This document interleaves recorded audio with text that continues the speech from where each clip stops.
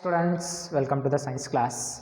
In last session, under the chapter of materials, metals and non-metals, we studied about the physical characteristics of the metals and non-metals, isn't it? The characteristics of the metals and the non-metals, the physical characteristics. So in today's session, we are going to discuss the chemical properties of the metals.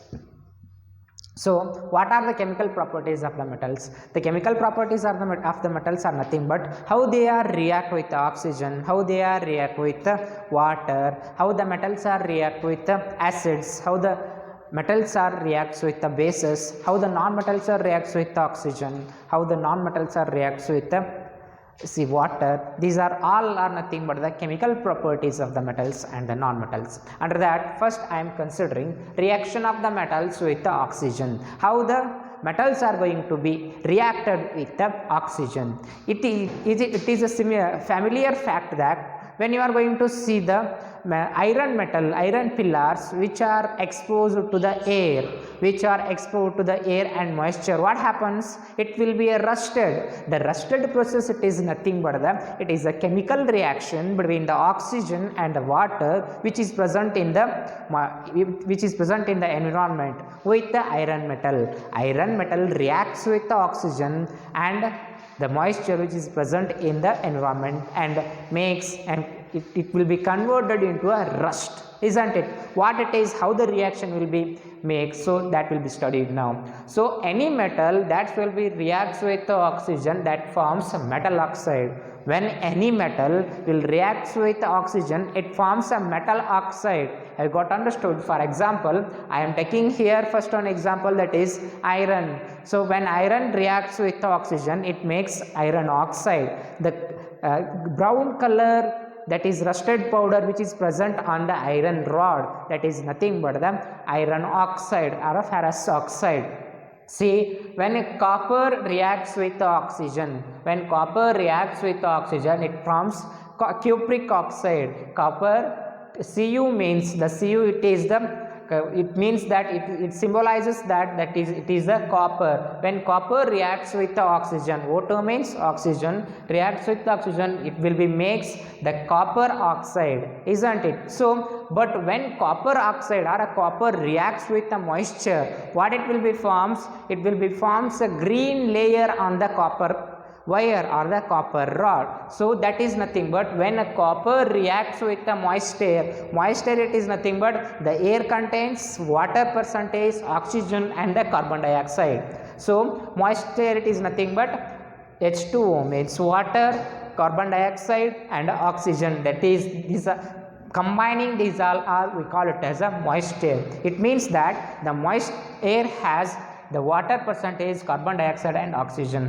When copper reacts with the moisture, it forms, that is the carbon, copper carbonate, and also it makes the hydroxide, copper hydroxide, that is COOH twice. OH twice means the hydroxide. So when copper reacts with the moisture, it forms copper hydroxide and a copper carbonate. See, we have to clearly observe here, when copper reacts with the moisture, it forms a green color layer on their surface. So when you are going to see the copper vessels which are present in your home, with which they are reacts with the water, if they are reacts with the oxygen, on the surface of the copper vessels, some green color layer will be present. That is due to the reaction between the water molecule and the oxygen molecule which is present in the environment. What it is? So when any metal here, copper, it is a metal, when any metal reacts with the oxygen,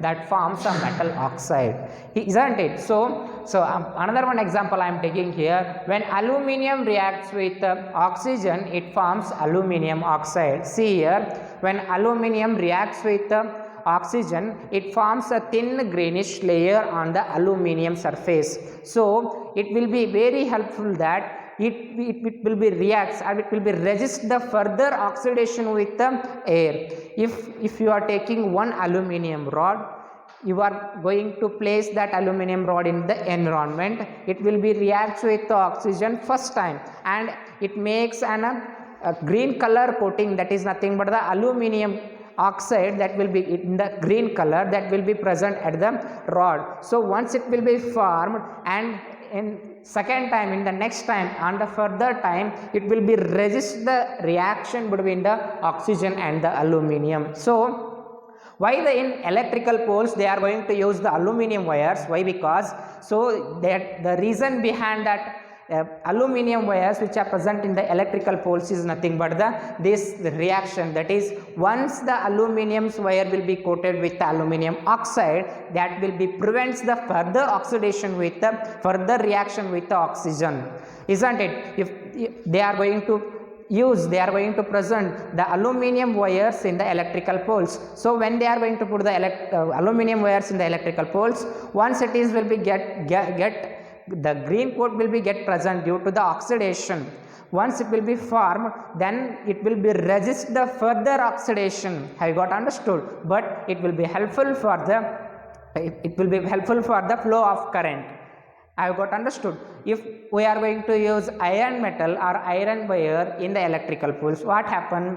It will be continuously reacts with the oxygen and it will be completely destroyed the iron wire due to the rusting process. So therefore, what happens here, in the simple words, once the aluminum wire will be rusted, it doesn't rusted continuously. It will stops the further oxidation with the oxygen. That's why in the electrical poles they are going to use aluminum wires. So in your examination, the one question should be asked on this: give reason why the aluminum wires are used in the electrical poles. Why? Because the aluminum reacts with the oxygen and forms an aluminum oxide layer coated layer on the aluminum wire, and that layer will be further it will defend or it will be restrict the further oxidation with the oxygen, and therefore we are going to use aluminum wire in the electrical poles. And also under one reason here, the aluminum metal is very cheaper metal, that's why we are going to use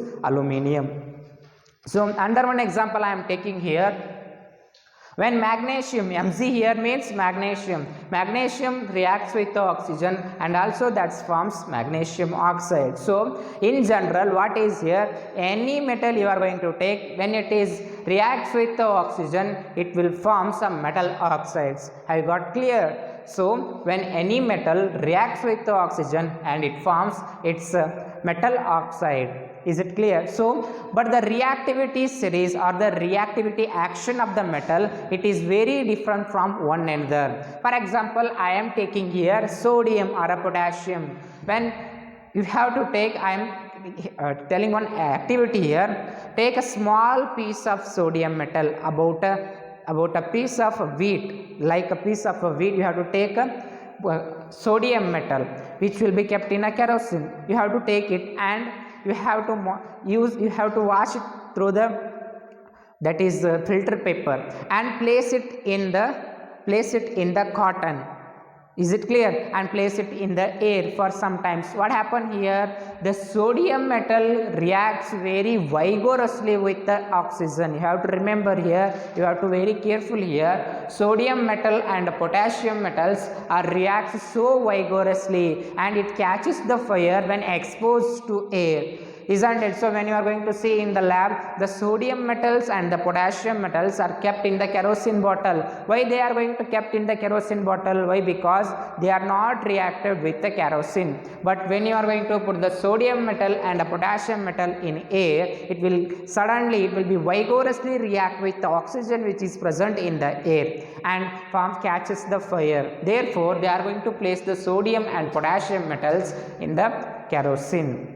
But so considering these metals compared to the other metals, the iron, copper, they are not so reactive. The rust will be formed, but it takes a long time, isn't it? But in that case, in the sodium and potassium, it reacts very quickly. In the fraction of second, the sodium metal and the potassium metal catches the fire when they are react with the oxygen. So the reactivity of the metals with the oxygen, it is very different from one another. So metals like aluminum and magnesium reacts with oxygen and they form the metal oxides or metal oxide layers on the surfaces. So that's about how the metals will be reacted with the water and so how they are reacted with the oxygen. Now we are going to consider the what they are formed when they are metal oxides reacts with the oxygen. They are formed, the metal reacts with oxygen, they form metal oxides. But when the metal oxides reacts with the water, what they form, what is the reaction behind there? So see here, I am telling one activity here. Collect some rust which is present on the iron rod. Collect some rust which is present on the iron rod, and you have to put that iron rod into small amount of water, about 50 ml of water. Stir it well. You have to stir it well. And now take the blue litmus paper. You have to take the blue litmus paper and the red litmus paper. Check that solution with the help of blue litmus paper and red litmus paper. What happens here when this is the metal oxide, that is the rust, it is nothing but the metal oxide. Metal oxide will be mixed up with the water. When the metal oxide react with the water, what it forms, is it a basic is it a basic solution or a acidic solution? That will be confirmed by using litmus paper. So when you are going to check that solution, that is metal oxide solution, with the help of the red litmus paper or a blue litmus paper, the blue litmus paper doesn't changes here. When you are going to check that solution with the red litmus paper, the color of the red litmus paper turns to blue. What it means, I had say already in last session or in last class. What about that? When the red litmus paper changes to blue, then that solution will be a basic solution. So what here is, any metallic oxide reacts with the water and form the basic solution. Any metallic oxide you can take, the magnesium oxide or the aluminum oxide or the ferrous oxide or the cupric oxide, any metallic oxide you can take. When the metallic oxides reacts with the water and they form the basic solution. How we are going to confirm that basic solution? So I have told one activity here. You have to collect the some rust powder of the iron or from the copper, and you have to put that powder into a water, small amount of the water, stir it well, and using the litmus paper you are going to confirm that whether that solution it is a basic solution or it is an acidic solution. But here we get the result that the red litmus paper turns to blue. That means the given solution it is a basic solution. Is it clear? So when any metallic oxide reacts with the water and they form the basic solution. So now I am considering, this is all about the reaction of metals with the oxygen and water. Now I am considering reaction of the non-metals with the oxygen and water. I am taking now as a sulfur. Take a sulfur powder and mix with the water. Take a sulfur powder, mix with the water. Before going to mix with the water, you have to take that sulfur and you have to place in a empty jar with using a 1 spoon. You have to place that sulfur powder in a glass jar which has a cap at one end. So place that sulfur powder in one jar. After some times it reacts with the oxygen which is present in the jar and it will be burned, and that gas will be collected in the glass. Isn't it? That gas will be collected in the glass. You have to place the sulfur in the glass tube in a such a way that that gas will be not evolved from that glass tube. It will be collected at the glass. And now pour some water into that glass tube, stir it well, and use that water which is present in the glass, that will be what it is, the sulfur will be oxidized with the help of the oxygen, and that will be converted into a sulfur oxide that will be mixed with the water. You have to check that the sulfur oxide solution with the help of the litmus paper, red litmus paper or the blue litmus paper. What happens here? You are going to see one change here, that is the blue litmus paper turns to red. What it means? So when any non-metals reacts with the oxygen, it forms its oxides, and that further that oxides, when they are going to react with the water, they form the acidic solution. So red litmus, when the red litmus changes to blue, so when the blue litmus changes to red, it indicates that the solution, it is nothing but the acidic solution. So when any non-metal reacts with the oxygen, that form that's non-metal oxide, and that non-metal oxide when reacts with the water, it form an acidic solution. So non-metals reacts with the oxygen and water to form acidic solution. This is all about how the metals and non-metals reacts with the oxygen and the water. So this is all about how the metals and the non-metals reacts with oxygen and the water. That is nothing but under the chemical properties of the metals and the non-metals. In the next session, we are going to discuss how the metals and the non-metals reacts with the acids and the bases. That will be discussed in the next session. Thank you.